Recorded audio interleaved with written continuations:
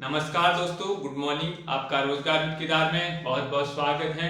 उम्मीद करता हूं कि आप स्वस्थ होंगे और मस्त होंगे, शानदार और जबरदस्त होंगे। अपनी क्लास एक बेहतरीन ढंग से कर रहे होंगे। जो पुराना पढ़ाया गया है उसको एक बेहतरीन ढंग से रिवीजन कर रहे होंगे। तो दोस्तों, रिवीजन पे मेन फोकस ये है क्योंकि बिना रिवीजन के हम पीछे का भूलते जाएंगे, आगे का पढ़ते जाएंगे, कुछ हमारे लिए फायदा नहीं होगा। इससे अच्छा है कि रिवीजन भी साथ साथ करते चलिएगा। ठीक है, साथ साथ रिवीजन करते चलिएगा और एक पेपर को टारगेट करते हुए चलिएगा। ठीक है, आपका पेपर कोई ना कोई पेपर होगा तो आप उस पेपर को टारगेट करते हुए चलिएगा और उस पेपर को टिकाने की पूरी कोशिश कीजिएगा। एक पेपर नहीं निकलेगा लेकिन वो टारगेट करोगे, दूसरा पेपर जरूर निकलेगा। ठीक है, दूसरा पेपर जरूर निकलेगा। जो हम पढ़ रहे थे, क्या पढ़े थे? प्रमुख समाज सुधारक। प्रमुख समाज सुधारक में से हमने दो तीन समाज सुधारकों के बारे में पढ़ लिया था जो ब्रह्म समाज की स्थापना की, ठीक है, आर्य समाज की स्थापना की थी, उनके बारे में हमने प्रमुख पढ़ लिए थे। आज हम पढ़ेंगे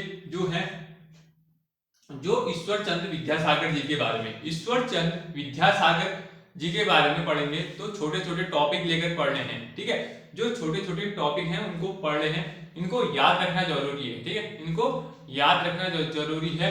तो हम पढ़ रहे हैं ईश्वर चंद्र विद्यासागर जी के बारे में। ईश्वर चंद्र विद्यासागर जी कौन थे, इनके बारे में हम पढ़ेंगे। तो ईश्वर चंद्र विद्यासागर जी, ठीक है, ईश्वर चंद्र विद्यासागर। ईश्वर चंद्र विद्यासागर जी का जन्म, जो ईश्वर चंद्र विद्यासागर जी का जन्म हुआ था, कब हुआ था? ईश्वर चंद्र विद्यासागर जी का हुआ था जन्म 1820 में। ठीक है, 1820 में जन्म हुआ था। जन्म कब हुआ था? 1820 में। और इनकी मृत्यु हुई थी 1891 में। ठीक है, 1891 में इनकी मृत्यु हुई थी। लगभग इनका जीवन काल लगभग 17 साल का था। क्या इनकी मृत्यु हुई थी? 70-71 साल का था। यह है इनकी मृत्यु हुई थी। ठीक है, इनकी मृत्यु कब हुई थी? 1891 में हुई थी। इनकी मृत्यु पूछेंगे 1891 में। ठीक है, इनकी मृत्यु। तो जन्म पूछेंगे, जो ईश्वर चंद्र विद्यासागर जी का जन्म पूछेंगे तो 1820 में, और मृत्यु पूछेंगे 1891 में। और इंपॉर्टेंट ध्यान रखने वाली बातें ये है, जो है इनका वास्तविक नाम क्या था? तो इनका वास्तविक नाम क्या था? ठीक है, जो इनका वास्तविक नाम था, इनको क्या बोलते थे? इनको बोलते थे ईश्वर चंद्र बंदोपाध्याय। ठीक है, जो ईश्वर चंद्र बंदोपाध्याय इनका मूल नाम था। ठीक है, वास्तविक नाम था। ईश्वर चंद्र विद्यासागर जी का मूल नाम क्या था? यह वास्तविक नाम क्या था? तो इनका वास्तविक नाम ईश्वर चंद्र बंदोपाध्याय था। ठीक है, बंदोपाध्याय था। किसका नाम? ईश्वर चंद्र विद्यासागर जी का मूल नाम क्या था? ईश्वर चंद्र विद्यासागर जी का मूल नाम ये था, ईश्वर चंद्र बंदोपाध्याय था। ठीक है, ईश्वर चंद्र बंदोपाध्याय। जो एक इससे इनका अन्य नाम, जो अन्य नाम था ना, किसी कारण रखा हुआ नाम। ठीक है, इनका अन्य नाम क्या था? जो पारंपरिक आधुनिकवादी का मतलब क्या था? जो पारंपरिक और आधुनिकवादी, ना वो पुराने से संबंधित है ना वो नए से संबंधित है। ठीक है, जो क्या थे? पारंपरिक मतलब पुरानी रीति रिवाज में चलने वाले। ठीक है, जो पुरानी रीति रिवाज में चलने वाले, और आधुनिक मतलब आज के जो वर्तमान के रीति रिवाज में चलने वाले। ये क्या थे? आधे तो पूरी पारंपरिक रीति रिवाजों में चलते थे और आधा जो आधुनिक रीति रिवाजों में चलते थे। ठीक है, दोनों में कॉम्बिनेशन बनाकर चलते थे, तभी इनको क्या बोला जाता है? पारंपरिक आधुनिकवादी। ठीक है, पारंपरिक आधुनिकतावादी। ठीक है, जो पारंपरिक आधुनिकतावादी बोला जाता है। किसको? ईश्वर चंद्र विद्यासागर जी को। ईश्वर चंद्र विद्यासागर जी को क्या बोला जाता है? पारंपरिक आधुनिकतावादी। ठीक है, पारंपरिक आधुनिकतावादी बोला जाता है। और इसमें क्या हुआ? इन्होंने क्या किया? संस्कृत शिक्षा, जो संस्कृत शिक्षा थी, जो ब्राह्मण एकाधिकार के खिलाफ था। जो क्या हुआ था पहले जमाने में ये हुआ करता था कि संस्कृति की शिक्षा क्या करते थे? सिर्फ ब्राह्मण लोग ही ग्रहण करते थे। ठीक है, जो ब्राह्मण लोग ही ग्रहण करते थे क्या? संस्कृति की शिक्षा। पूजा पाठ हो गया। ठीक है, पूजा पाठ, ऐसे बहुत से कामों में संस्कृति की शिक्षा। वेद पढ़ने में क्या है? वेद पढ़ने में, उपनिषद पढ़ने में क्या होती है? संस्कृत का प्रयोग किया जाता है। संस्कृत भाषा का प्रयोग किया जाता है, ठीक है, संस्कृत भाषा का प्रयोग किया जाता है। तो इन्होंने क्या किया, संस्कृत शिक्षा पर, जो संस्कृत शिक्षा होती है ना, संस्कृत शिक्षा पर ब्राह्मणों का एकाधिकार, जो एकाधिकार मतलब एक ही का अधिकार होता है, ठीक है, स्वयं एक का अधिकार होता है, उनके खिलाफ विद्रोह किया। उनके खिलाफ क्या किया, विद्रोह किया कि यह शिक्षा, यह संस्कृत की भाषा हर व्यक्ति पढ़ सकता है, ठीक है, सभी को समान अधिकार है, सभी को समान अधिकार है, वह किसी भी कुल का हो और किसी भी जाति का हो, ठीक है, किसी भी कुल का हो और किसी भी जाति का, यह हर व्यक्ति संस्कृत की जो संस्कृत भाषा है वह ग्रहण कर सकते हैं। लेकिन पहले क्या हुआ करता था, पहले ब्राह्मण इनको क्या करते थे, ब्राह्मण जाति के लोग ज्यादातर पढ़ते थे, ठीक है, और उनको यह अधिकार नहीं था। इन्होंने क्या किया था, इन्होंने इनके खिलाफ यह विद्रोह किया था, ठीक है, विद्रोह या आंदोलन बोल सकते हैं, ठीक है, यह संघर्ष किया था। फिर इसके बाद इनके कार्य क्या होते, इनके कार्य 1856 में, जो 1856 में क्या किया था, 1856 में यह किया था कि जो विधवा पुनर्विवाह अधिनियम इन्हीं के प्रयासों से पारित हुआ था। जो विधवा पुनर्विवाह अधिनियम पारित हुआ था, विधवा पुनर्विवाह अधिनियम किसके उससे पारित हुआ था, इन्हीं के प्रयासों से पारित हुआ था, ठीक है, किनके प्रयासों से, विद्याचंद्र, जो ईश्वर चंद्र विद्यासागर जी, ठीक है, ईश्वर चंद्र विद्यासागर जी की उनसे क्या हुआ था, पारित हुआ था। इसमें यह होता है विधवा पुनर्विवाह, जो विधवा महिला होती है, जो विधवा महिला होती है ना, वह दोबारा शादी कर सकती है, ठीक है, वह दोबारा शादी कर सकती है। तो इन्हीं के प्रयासों से यह क्या हुआ था, पारित हुआ था। विधवा विवाह, जो विधवा पुनर्विवाह अधिनियम, ठीक है, जो विधवा पुनर्विवाह अधिनियम पारित हुआ था, किसके प्रयासों से, जो किसके प्रयासों से, ईश्वर चंद्र विद्यासागर के प्रयासों से, ठीक है, ईश्वर चंद्र विद्यासागर जी के प्रयासों से यह पारित हुआ था। इसके बाद क्या होता, इसके बाद यह हुआ कि बाल विवाह, जो बाल विवाह पर रोक लगाने के लिए इन्होंने कई स्कूल खोले। क्या खोले थे, तो व्यक्तियों को जानकारी नहीं थी, ठीक है, उनको जागरूक करने के लिए क्या खोले, इन्होंने बहुत से स्कूल खोले थे। इन्होंने क्या खोले थे, बाल विवाह, जैसे छोटी बच्चों की क्या करते थे, जो बालिकाओं की होती थी, बालिकाओं की और बच्चों की क्या करते थे, छोटी सी उम्र में, ठीक है, छोटी सी उम्र में शादी कर देते थे, ठीक है, लोग क्या करते थे, छोटी सी उम्र में शादी कर देते थे, जबकि उनको समझ नहीं थी, जब उनको समझ नहीं थी, 13-14 की उम्र में, जैसे 12-13 की उम्र में किसी लड़के और लड़की की शादी कर देते थे, ठीक है, किसी लड़के और लड़की की शादी कर देते थे। तो उनके लिए क्या किया था, उनको रोकने के लिए स्कूल खोले थे, ठीक है, क्या किया था इन्होंने, बहुत से स्कूल खोले थे। जो बाल विवाह छोटे बच्चों की शादी के रोकने के लिए इन्होंने स्कूल खोले थे। जो बच्चे होते थे स्कूल जाते थे, थोड़ा क्या हुआ था, बाल विवाह में रुकावट हुई थी, ठीक है, स्कूल खोले थे। ये हुआ था 1857 से 1869 के बीच, 1857 से 1869 के बीच लगभग इन्होंने क्या 35 स्कूलों की स्थापना की थी, ठीक है, जो 35 स्कूल थे, 35 स्कूलों की स्थापना की थी। किसने की थी, जो ईश्वर चंद्र विद्यासागर जी ने 35 स्कूलों की स्थापना की थी, ठीक है, उस टाइम। यह 1857 से 1869 के बीच में इन्होंने क्या की थी, 35 स्कूलों की स्थापना की थी, ठीक है, 35 स्कूलों की स्थापना की थी। और इनका कथन क्या था, इनका कहने का मतलब ये था, कथन मतलब किसका, ईश्वर चंद्र विद्यासागर जी का।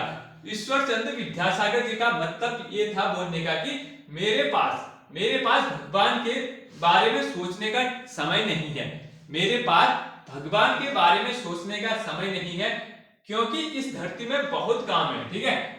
ये बोलते हैं कि मेरे पास भगवान के बारे में सोचने का, जिसे पूजा पाठ करने का या सोचने का उसका टाइम नहीं है, ठीक है, उसका टाइम नहीं है, बोलते हैं, क्योंकि इस धरती में बहुत काम है, क्योंकि समय कम होता है, ठीक है, किसी भी व्यक्ति के लिए समय लिमिटेड होते हैं। ये बोलते हैं कि समय कम है, ठीक है, समय बहुत बड़ा हथियार है, ठीक है, किसी भी व्यक्ति के लिए समय क्या है, बहुत बड़ा हथियार है। तो हम समय का सदुपयोग करेंगे तो हम एक उच्च शिक्षा ग्रहण कर सकते हैं, उच्च पोस्ट पे जा सकते हैं, कहीं भी किसी भी स्थान पे समय की महत्वता बहुत अधिक है, ठीक है, समय की महत्वता अधिक है। समय चले जाएगा तो हम फिर उसके बाद कुछ नहीं कर सकते, ठीक है, एक समय चले जाएगा तो फिर क्या नहीं कर सकते, हम उसके बारे में कुछ नहीं कर सकते, ठीक है।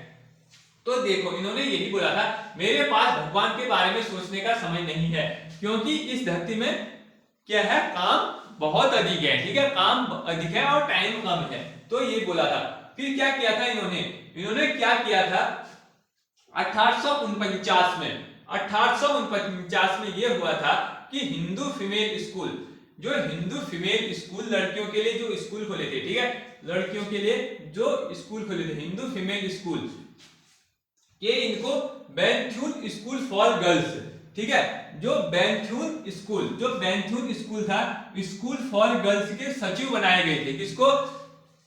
जो विद्यासागर जी को क्या बनाए गए थे, जो बैंथ्यून स्कूल फॉर गर्ल्स के सचिव बनाए गए थे, ठीक है। कब बनाए गए थे, देखो 1849 में बनाए गए थे, ठीक है, हिंदू फीमेल स्कूल के सचिव बनाए गए थे। कौन बनाए गए थे? विद्यासागर जी बनाए गए थे, ठीक है, विद्यासागर जी बनाए गए थे। जो ये बैंथ्यून स्कूल फॉर द गर्ल्स के संस्थापक थे, वो कौन थे? इनके संस्थापक थे जॉन इलियट बैंथ्यून, ठीक है, जॉन इलियट बैंथ्यून, जो इन्होंने जो स्थापना की थी, कहां की थी? यह जॉन बैंथ्यून स्कूल की स्थापना की थी, कोलकाता में की थी, ठीक है, कहां की थी?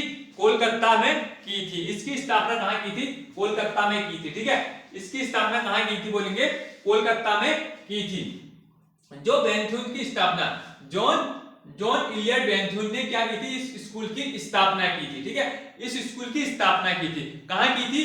कोलकाता में की थी। दो इनके द्वारा रचित गई प्रमुख पुस्तकें, ठीक है, किसके द्वारा? ईश्वरचंद्र विद्यासागर जी के बारे में। तो इनकी पुस्तकें क्या है? वर्ण परिचय का मतलब यह है कि जो वर्ण होते हैं एक शाब्दिक रूप से एक सरल भाषा में लिखे जाए, ठीक है, एक सरल भाषा में लिखे जाए, यह इसमें बताया गया है। जो वर्ण होते हैं और परिचय, जो वर्ण होते हैं ना, वर्ण परिचय एक सरल भाषा में लिखे जाए कि हर व्यक्ति को समझ आए, ठीक है, हर व्यक्ति को समझ आए, ये बताया गया है। और रिजु पाठ, इसमें एक पुस्तक क्या है? रिजु पाठ भी है, ठीक है, एक तो वर्ण परिचय है और दूसरी रिजु पाठ हो गया, ठीक है।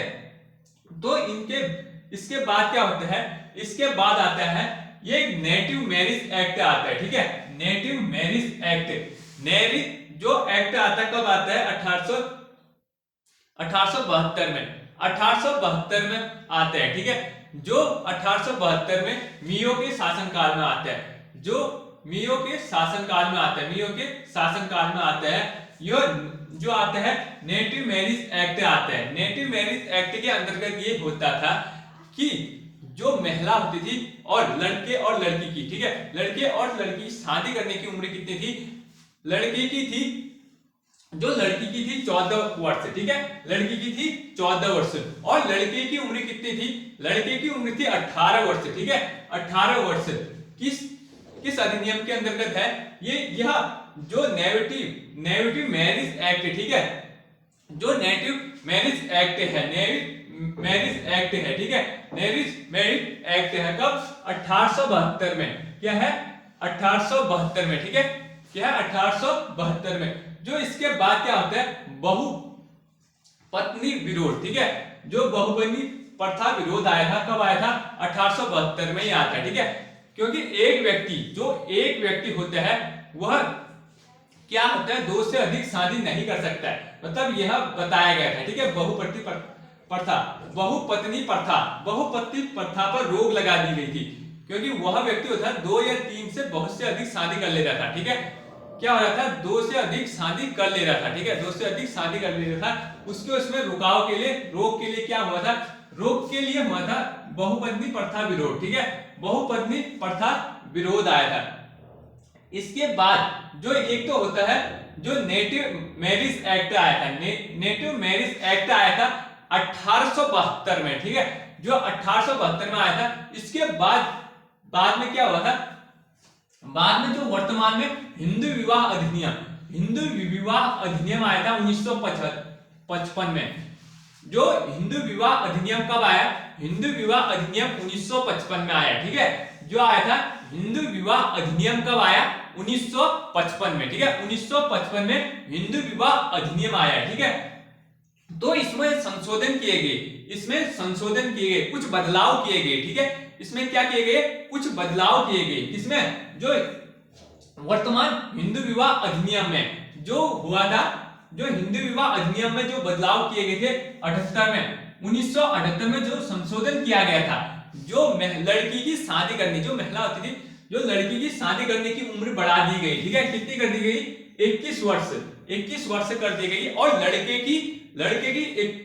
लड़की की 18 वर्ष, सॉरी, लड़की की 18 वर्ष और लड़के की 21 वर्ष कर दी गई थी। कौन से? उससे 1978वां संशोधन, ठीक है, जो 1978वां संविधान संशोधन की उससे, ठीक है, 1978वां संविधान संशोधन के उस पे क्या किया गया था? महिलाओं की जो उम्र होती थी उनकी शादी करने की क्या? 18 वर्ष, और पुरुषों की होगी 21 वर्ष, ठीक है, न्यूनतम होगी, ठीक है, न्यूनतम होगी। यह वर्तमान में हिंदू विवाह अधिनियम से पारित किया गया था। तो यह क्या किया था? वर्तमान हिंदू विवाह अधिनियम से पारित किया गया था। तो हमने किसके बारे में जान लिया? अब विद्यासागर जी के बारे में, ठीक है। जो अगले समाज सुधारक हैं हम उनको अगली क्लास में पढ़ेंगे। आज क्लास इतनी रहेगी, ठीक है, आज क्लास इतनी रहेगी। तो क्लास कैसी लगी? क्लास अच्छी लगी हो तो दोस्तों कमेंट करें एंड शेयर करें और सब्सक्राइब करें। तो दोस्तों आज के जय हिंद, जय भारत।